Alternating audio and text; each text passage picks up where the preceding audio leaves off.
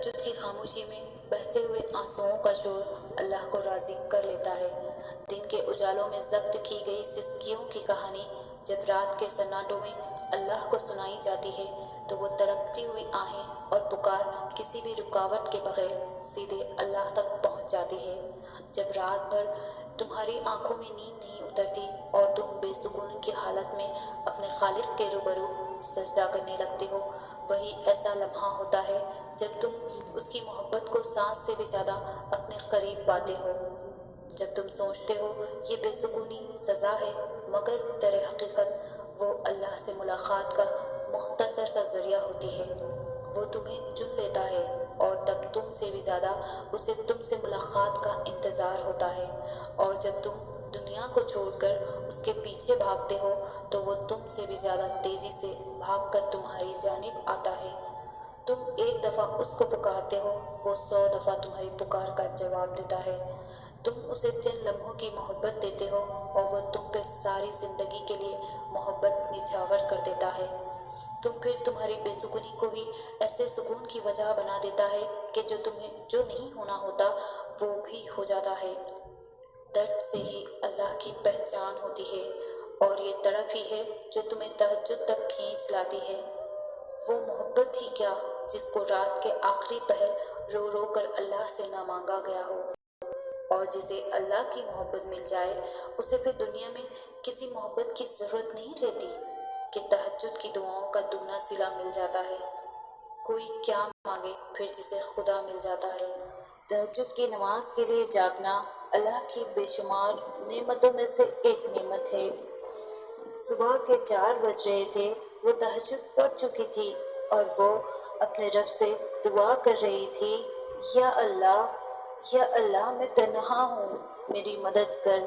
میرے رب، مجھے ایسا لگ رہا ہے میں کسی گہرے کالے سمندر میں پھنس چکی ہوں، میرے ارد گرد صرف اندھیرا ہے، مجھے صرف اس سمندر کی تیز لہریں سنائی دے رہی ہے۔ یا اللہ میں ڈر رہی ہوں، مجھے خوف ہے یہ لہریں مجھے ڈبو دیں گی، مگر میرا یہ ڈر تجھ پر یقین سے بڑا نہیں ہے۔ میں تجھ سے نا امید نہیں ہوں، میں جانتی ہوں تو مجھے اس سمندر سے نکالے گا یا رب۔ میرا بس تو ہی سہارا ہے، میرے مالک میری مدد کر۔ تہجد میں مانگی گئی دعا ایسا تیر ہے جس کا نشانہ کبھی قطع نہیں ہوتا۔ اگر وہ سب مکمل کرنے لگے تو کون سی غرض تم کو ستائے گی، کون سا دکھ تم کو تہجد تک لائے گا، کون سا کرب پھر تم کو سجدہ کرنے پر مجبور کرے گا، تم تو بھول جاؤ گے اس کو۔ تہجد کی نماز تک پہنچ جاؤ تو سمجھ لینا اللہ نے اپنے قریب کر لیا ہے۔ کچھ سجدے بس اللہ کو پانے کے لیے کیے جاتے ہیں۔ وہ دکھ جو رات بھر سونے نہیں دیتے، ان کی مرہم تہجد میں موجود ہوئے۔ کس قدر پاکیزہ ہے اس محبت کا دکھ بھی جو ہمیں قضا سجدوں سے تہجد تک کھینچ لایا ہے۔ جو باتیں تمہاری دعائیں بھی منوا نہیں پاتی وہ تہجد اللہ سے منوا لیتی ہے۔ تہجد محبت کی تکمیل ہے، اللہ سے محبت کی تکمیل۔ باقی نمازوں پر انسان اللہ کی پکار پر اس کی جانب جاتا ہے، مگر تہجد کے لیے انسان پکار کا انتظار نہیں کرتا، بس نیند سے غافل ہو کر تڑپتے ہوئے دل کے ساتھ اللہ کی جانب سسکتے ہوئے دوڑا چلا جاتا ہے۔ شاید اسی لیے تہجد فرض عبادات کا حصہ نہیں بنائی گئی۔ یہ تو بس وہی پڑھ سکتا ہے جس کو اللہ سے عشق ہو گیا ہو، ایسا عشق جس کے بعد محبوب سے گفتگو کیے بغیر دل کہیں چین نہیں پاتے، ایسا عشق جس کے بعد محبوب کے ہر حکم پر چپ چاپ سر کو جھکا لیا جائے۔ تبھی تو اللہ کی سب سے لاڈلی عبادت تہجد ہے، اور اس تک اللہ اپنے لاڈلے بندوں کو ہی رسائی دیتا ہے۔ کبھی غم دے کر تو کبھی راتوں کی نیند اڑا کر وہ اپنے پسندیدہ بندوں کی آواز سننے کے لیے پکارنے کے کئی بہانے بنا دیتا ہے۔ نہ آزمائش ہمیشہ رہتی ہے، نہ یہ مرحلہ مستقل ہے۔ وہ جو عادل ہے وہی کفیل بھی ہے، وہ جو دور لگ رہا ہے تمہیں وہ تمہارے قریب بھی ہے۔ وہ مانگی ہوئی دعا کبھی رد نہیں کرتا، وہ تہجد کے سجدوں کو کبھی ضائع نہیں کرتا۔ جہاں کسی کی پہنچ نہ ہو وہ وہاں سے راستے نکال دیتا ہے۔ تہجد تہجد بہت طاقتور عبادت ہے کیونکہ یہ ثواب یا گناہ کے خوف سے عاری ہے۔ تہجد تک انسان تب پہنچتا ہے جب ساری حسرتیں دل کا ساتھ چھوڑ دیتی ہے۔ پھر انسان یہ نہیں سوچتا کہ اتنا ثواب ملے گا یا اتنا گناہ ملے گا، تب بس انسان یہ سوچتا ہے کہ اللہ ملے گا، اللہ سے ملاقات ہوگی۔ پھر تہجد کا پہلا سجدہ آخری سجدے کی طرح کیا جاتا ہے، جیسے ابھی جان نکل جائے گی، جیسے ابھی اللہ کی محبت سے دل پھٹ جائے گا۔ بس پھر ہم ہوتے ہیں اور اللہ ہوتا ہے، پھر وہ سب مکمل ہو جاتا ہے جو کبھی ادھورا رہ گیا ہو۔ تہجد سے بڑی عشق کی کوئی دلیل نہیں۔ تہجد پڑھا کرو، کوئی ملے یا نہ ملے رب مل جائے گا۔ کہانی کو اللہ تہجد تک تب لاتا ہے جب وہ چاہتا ہے کہ میرا بندہ مجھے منائے، مجھ سے بات کرے، میرے سامنے اپنی جھولی پھیلائے تاکہ وہ اس کی مانگی ہوئی مرادوں پر آمین کہہ سکے۔ وقت اور حالات ہمیں ان راستوں پر چلنے پر مجبور کر دیتے ہیں جن سے ہمیں تکلیف پہنچتی ہے، لیکن وہ راستے ہماری بہتری کے لیے ہوتے ہیں۔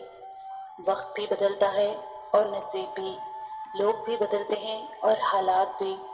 جیسے اللہ آسمان پر تاریکی کے رنگ ہمیشہ نہیں رکھتا اور آسمان کو دن کے رنگ برنگے اجالوں سے بھر دیتا ہے، ویسے ہی وہ ہچکیوں کو مسکراہٹوں میں بدل دیتا ہے۔ اور اگر وہ آپ کو تہجد تک لے آیا ہے تو سمجھ لیجئے اب صلے کا وقت ہے۔ جن کا مکمل ہونا آپ کی نظر میں ناممکن ہے، جو محبتوں کا بادشاہ ہے، وہ کیسے آپ کی محبت کو نامکمل رہنے دے گا؟ وہ سن لے گا اور اختتام میں سب عطا کر کے اس مایوس دل کو شرمسار کر دے گا۔ تہجد کا سجدہ اپنے آپ میں ہی بہت طاقت رکھتا ہے اور وقت تہجد مانگی جانے والی دعاؤں کی شدت کا مقابلہ کوئی بھی نہیں کر سکتا، یہاں تک کہ نصیب بھی نہیں۔ تہجد تو اس نصیب سے بھی لڑ جاتی ہے جس کے سامنے تمہاری دعائیں بے بس ہو جاتی ہیں۔ تہجد پڑھنے والوں کے لیے تو غیب سے معجزے اتارے جاتے ہیں۔ تہجد کی دعائیں تو معجزوں کا عکس ہوتی ہیں۔ فرش پر ہاتھ اٹھاؤ گے تو عرش پر اللہ کو پاؤ گے۔ اللہ تو بن مانگے خواہشیں پوری کر دیتا ہے، تو مانگنے پر معجزے ہی دے گا نا۔ تم کیا سمجھتے ہو کہ وہ تمہاری خواہش پر تو نہیں فرما سکتا؟ وہ جو تمام خزانوں کا واحد مالک ہے، وہ جس سے بن مانگے سب کچھ تمہیں عطا کیا ہے، وہ تمہاری یہ خواہش پوری نہیں کر سکتا؟ سنو یہ سارا امتحان صبر اور یقین کا ہے۔ صبر رکھو، وہ تمہاری ساری سستیوں اور دکھوں کا انعام تمہیں جلد دے گا۔ اور ایک دن جب معجزے ہوں گے کہ تم دیکھو گے کہ جن پریشانیوں کو تم بہت بڑی سمجھ رہے تھے، انہیں دور کرنا تمہارے اللہ کے لیے بہت معمولی بات تھی۔ تہجد تمہیں اللہ کے قریب کرنے کا ذریعہ ہے۔ تہجد تو اللہ کو حال دل سنانے کا بہترین ذریعہ ہے۔ جس کو لگ گئی ایک بار تہجد کی لگن، بس پھر اپنے رب سے ملاقات کی لگن لگ جاتی ہے۔ جس رب کے ایک حکم پر قرآن نازل ہو گیا، تمہیں کیا لگتا ہے وہ تمہارا نصیب بدل نہیں سکتا؟ وہ جو رات کو دن میں، اندھیروں کو روشنی میں بدلنے پر بھی قادر ہے، تمہیں کیا لگتا ہے وہ تمہارے دکھ کو سکھ میں نہیں بدل سکتا؟ وہ جو پتھر میں سے بھی پانی نکال سکتا ہے، تمہیں کیا لگتا ہے وہ لا حاصل کو حاصل میں نہیں بدل سکتا؟ وہ جو سردی کو گرمی میں، خزاں کو بہار میں بدل سکتا ہے، تمہیں کیا لگتا ہے وہ تمہارے غم کو خوشی میں نہیں بدل سکتا؟ وہ جو مشکل آنے سے پہلے ہی ٹال دیتا ہے، تمہیں کیا لگتا ہے وہ نہیں جانتا تم کس سکھ میں ہو؟